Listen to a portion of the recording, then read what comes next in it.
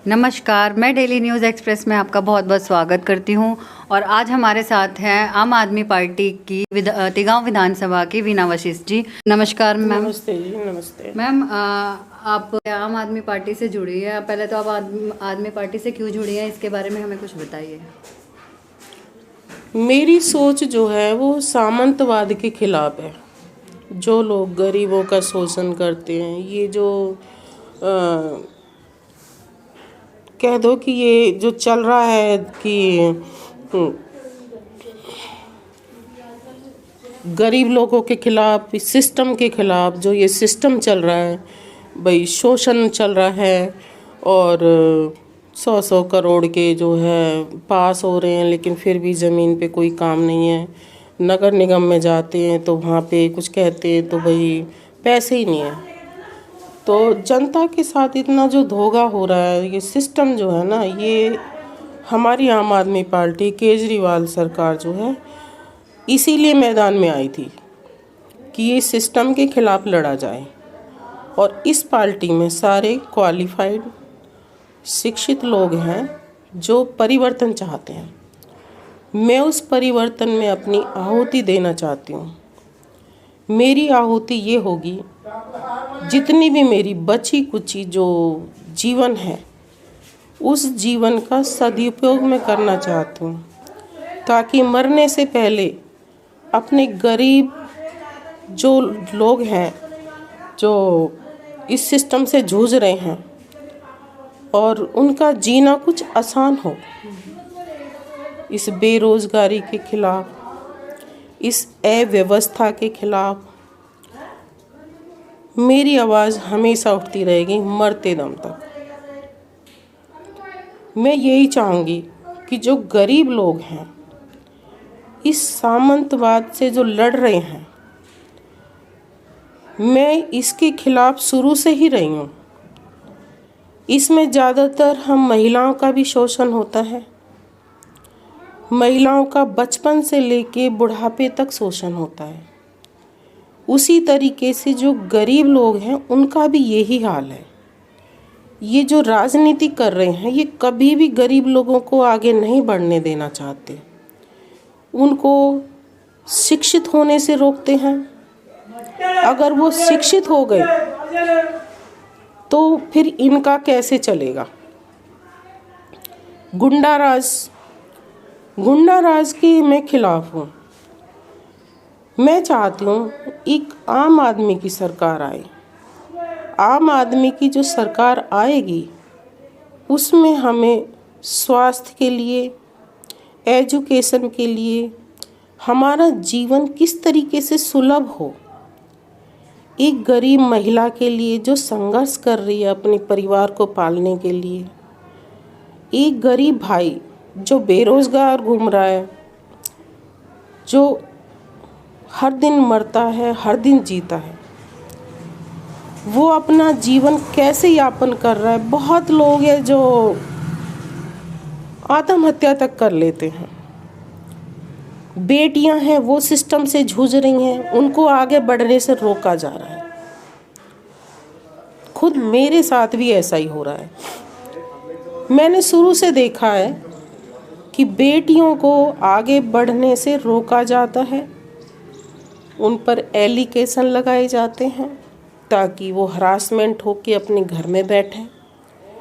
घर में भी उनका शोषण होता है, घर में भी उनको चाहता है कि बाहर ना निकलें। तो महिलाएं जाएं कहाँ? क्या वो जीना छोड़ दें? इस आम आदमी पार्टी में मैं केजरीवाल जी से बहुत प्रभावित हूँ। उन्होंने दिल्ली में जो महिलाओं के लिए किया है, बसें फ्री हैं और मोहल्ला क्लिनिक है, उसमें बुज़ुर्ग भी फ़ायदा उठाएंगे, उसमें महिलाएं भी फ़ायदा उठाएंगी। ये ही व्यवस्था एक स्कूलों का है। स्कूल में हमारे हरियाणा में जो सरकारी स्कूल हैं, वो सारे खंडर हालत में पहुंचाए हुए हैं। क्यों? उसके पीछे ये कि जो बड़े बड़े नेता हैं, उनके स्कूल चल रहे हैं और वो अपने स्कूलों को बढ़ा रहे हैं। और जो सरकारी स्कूल हैं वो खाली खंडर हो रखे हैं। नाम के रहे हैं। हम ये चाह रहे हैं कि हमारे जो गरीब परिवारों के जो बच्चे हैं वो उनको ऐसा माहौल दिया जाए, सरकारी स्कूलों में ही ऐसा माहौल दिया जाए कि वो पढ़ें, पढ़ लिख कर वो कहीं आत्महत्या ना करें, उन्हें काम रोज़गार मिले, अपनी क्वालिफ़िकेशन के हिसाब से, अपने दिमाग के हिसाब से, जो जिस फील्ड में जाना चाहे उस हिसाब से। आजकल हर माँ बाप ये चाहता है कि चाहे हम कुछ भी करें पर हमारे बच्चे पढ़ें। वो बेचारे अपने पेट पट्टी बांधते हैं, यही सपना होता है कि बुढ़ापे में हमारा साथ देंगे। लेकिन इस विषय को लेकर जो हमारे फैमिली हैं, परिवार हैं, माँ बाप हैं, वो भी बहुत ज़्यादा डिप्रेशन में हैं, क्योंकि उन्होंने बच्चों को कैसे जैसे तैसे करके पढ़ाया है और वो बेरोज़गार घूम रहे हैं। ये हमारे बहुत ज़्यादा त्रासदी है। बीजेपी से बहुत संभावनाएं थी कि ये परिवर्तन करेगी, ये गरीब लोगों के लिए सोचेगी, और इस बीजेपी के अंदर वो ही कांग्रेसी आ गए जो कभी कांग्रेसी अत्याचार कर रहे थे, गरीबों के साथ शोषण कर रहे थे, वो कर रहे थे, इनके उजागर हो रहे थे घोटाले। दिल्ली में देखो कितने उजागर हुए थे। उससे जनता ने, चलो जनता के सामने ये बात आ गई कि भाई ये घोटालों की सरकार है। वो ही लोग बीजेपी में आ गए। मैं खुद बीजेपी की रही हूँ, मैंने खूब बीजेपी में काम किया है, बीजेपी के लिए मैं लड़ी हूँ कि बीजेपी की सरकार आनी चाहिए। बीजेपी की सरकार आई, ये लोग फिर भी उसमें आ गए। जो क्रीम मलाई खाने वाले हैं, जो राजनीतिक लोग हैं, वो फिर आ जाते हैं। अब हम अपने पार्षदों को लड़ाना सोच रहे हैं आम आदमी पार्टी से। उनको धमकियां दी जा रही हैं कि तुम्हें तो हम बिठा देंगे। कैसे बिठा दोगे भाई तुम? कौन दे रहा है मैम धमकी? जो अपने आप को दबंग कहते हैं, जो कहते हैं हम तो भाई किशन पाल के हैं। मैंने भी कहा कि मैं भी हूँ किशन पाल की। तो जब मैं किशन पाल के साथ थी, मंत्री जी के साथ थी, आप लोग नीचे नीचे थे, क्या समझे? हमारी बीजेपी की जड़ काट रहे थे। और आज जब बीजेपी बन गई है, मैंने कहा बेटा अब हम नीचे नीचे हैं, अब हम काटेंगे बीजेपी की जड़। हमने बीजेपी को बनाया, हम ही बीजेपी को हटाएंगे भी, खुल्लम खुल्ला। मेरे आम आदमी पार्टी के जितने भी साथी हैं, एक एक बार से 3-3, 4-4 कैंडिडेट हैं जो इलेक्शन लड़ना चाह रहे हैं। इस चीज़ को देखते हुए कुछ लोग हमारी पार्टी के भी ये सोच रहे हैं कि हम अपनी दुकान खोलें। ये तो वीना वशिष्ठ तो ना किसी को कमाने देगी, ना कुछ कमाती है। मैं इस मकसद से नहीं आई। मुझे राजनीति से नहीं कमाना। मुझे गरीब तबके के लोगों को इलेक्शन लड़ाना है। ना मैं किसी को पार्टी फंड में एक पैसा देने दूंगी। मेरी हमेशा ऑफिस से, दिल्ली ऑफिस से ये डिमांड रही थी कि जो हमारे कैंडिडेट लड़ेंगे उनको कुछ हेल्प की जाए, उनको कुछ सामग्री दी जाए। मुझे ही हटा दिया विधानसभा अध्यक्ष से, पद से, जबकि मैं कितना बिजी थी। खोरी मामले में मैंने कितना, घर में मैं 12-12 बजे आके घुसती थी घर के अंदर। पूरी कोरोना टाइम में पूरे में मैं पूरी विधानसभा के अंदर घूमी हूँ। हर गांव में मैंने, हर बूथ लेवल पे मैंने ऑक्सीमीटर कैंप खोले हैं। जो आज अपने आप को आम आदमी पार्टी का नेता कह रहे हैं, मैं कहती हूँ नकली नेता भी बने घूम रहे हैं। ऐसे लोगों को मैं अपनी विधानसभा को बर्बाद नहीं करने दूंगी। ये मेरा चैलेंज है। आपने मैम कुछ दिन पहले भी एक स्लोगन डाला था फेसबुक पर कि मैं अपनी विधानसभा के साथ किसी को नहीं खेलने दूंगी। तो उस विधानसभा के साथ कौन खेल रहा है? आप किसके लिए ये कहना चाह रही हैं? कुछ लोग आम आदमी पार्टी को बदनाम कर रहे हैं, वो सोचते हैं हमारी दुकानदारी चले, दुकान खोलना चाह रहे हैं आम आदमी पार्टी की। मैं उनके सामने अड़ के रहूँगी, मैं ये सब नहीं चलने दूँगी। जहाँ तक मुझे दम है मैं राजनीति से हटूँगी भी नहीं, ना मैं हिम्मत हारूँगी। चाहे कितने भी मेरे सामने रोड़े अटकाए जाएं। बेटा मरना है मुझे राजनीति के लिए, मुझे परिवर्तन लाना है। मेरा यही मकसद है कि मैं परिवर्तन ला के रहूँ। परिवर्तन करना मेरा खास मकसद है, ये ही मेरी असली लड़ाई है। आए दिन मैम आप महिलाओं के साथ खड़ी रहती है, उन पर अत्याचार होता है, वहाँ आप ज़रूर मिलती है, तो महिलाओं के लिए आप इतना कुछ कर रही हैं, उसके बारे में आप क्या कहना चाहोगे? मैं खुद महिला हूँ, महिलाओं के दुखों से अच्छी तरह से परिचित हूँ। महिलाएं जब बच्चियां जब पैदा होती हैं घर में तो भी उनको मतलब अपना उनको पराया माना जाता है। और पराए घर में भी उनको मतलब जहाँ वो ससुराल होके ससुराल में भी उनको पराया ही कहा जाता है। उनके लिए ज़्यादा स्ट्रगल है। मैं खुद भुक्तभोगी हूँ।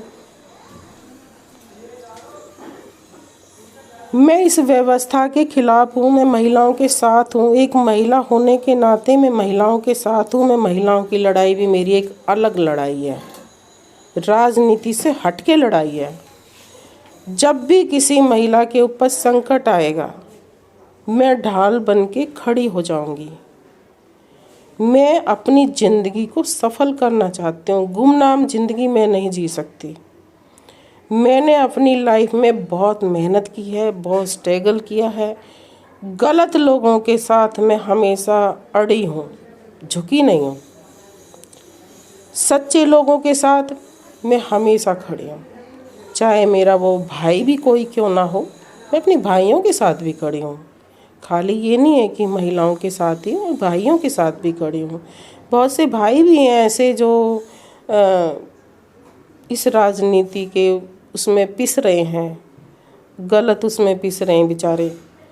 अभी देखो आप, ताज़ा उदाहरण है वार्ड नंबर 23 से प्लॉट खरीदे, बनाए, पूरी उन्होंने ज़िंदगी भर की कमाई लगाई। उनको 25-25 साल हो गए रहते हुए। सारे डॉक्यूमेंट्स हैं उनके पास, रजिस्ट्री से लेके हाउस टैक्स और जितनी भी फॉर्मेलिटी होती हैं वो सब मतलब उन्होंने सब कुछ लिया हुआ है। आज आप कह रहे हो कि तोड़ेंगे। आप जब से कहाँ थे? ये रजिस्ट्री क्यों हुई? अगर वो सरकारी लैंड थी, सरकारी ज़मीन थी, तो उसकी रजिस्ट्री हुई कैसे? और अब उनको तोड़ा क्यों जाएगा?